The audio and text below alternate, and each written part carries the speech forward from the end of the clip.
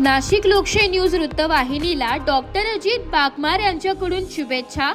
सर्वसामान्य जनतेच्या हक्कांसाठी सातत्याने लढा देणारी आणि त्यांच्या समस्या समाज माध्यमांपुढे प्रभावीपणे मांडणारी नाशिक लोकशाही न्यूज ही वृत्तवाहिनी आपल्या विश्वासार्ह आणि निपक्षपाती पत्रकारितेमुळे प्रेक्षकांमध्ये आपली वेगळी ओळख निर्माण करण्यात यशस्वी ठरली आहे।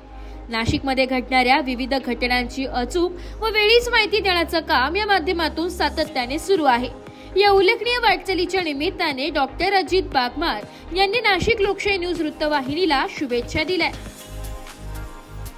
लचकेजी यांनी फार चांगल्या पद्धतीने चांगल्या बातम्या शहरच नव्हे तर ग्रामीण सर्वांमध्ये फार चांगल्या पद्धतीने त्या चॅनलचं मत आहे।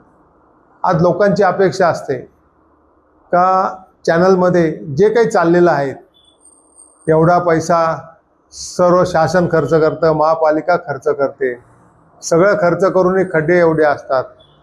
तर ज्या समस्या आहेत ज्या नागरिकांच्या त्या समस्या चॅनलने लाईव्ह दिसत असल्यामुळे ते दाखवणं आवश्यक आहे। अशा बऱ्याच गोष्टी आहेत की बऱ्याच ठिकाणी बरेच सिग्नल आहे का कुठे पोलीस दिसतच नाही, जिथं नाही तिथं 10-20 पोलीस दिसतात। तर अशा चॅनलला जर लोकांच्या समस्याच्या बातम्या केल्या तर चॅनल पाहण्याची उत्सुकता लोकांची वाढणार आहे। आणि नाशिक लोकशाही आघाडीने फार सुंदररित्या आरोग्य असेल, शैक्षणिक असेल, सामाजिक असेल, राजकारण असेल, ग्रामीण भाग असेल, सर्व ठिकाणी त्यांना प्रसिद्धी देण्याचा अतोनात प्रयत्न केलेला आहे। आणि सर्व नागरिकांचंही कर्तव्य आहे की आपल्याकडे सुद्धा काही कुठल्या बातम्या आपलं कुठलंही ज्या समस्या असतात ज्या नागरिकांना उपयोग होईल, शासनाचे डोळे उघडतील असं जर लचके साहेबांना तुम्ही माहिती दिली तर ते सुद्धा प्रसिद्ध करतील आणि ते निर्भीडपणे निस्वार्थपणे जे आहे ते दाखवण्याचं फार मोठं कार्य लचके त्यांचा परिवार करीत आहेत।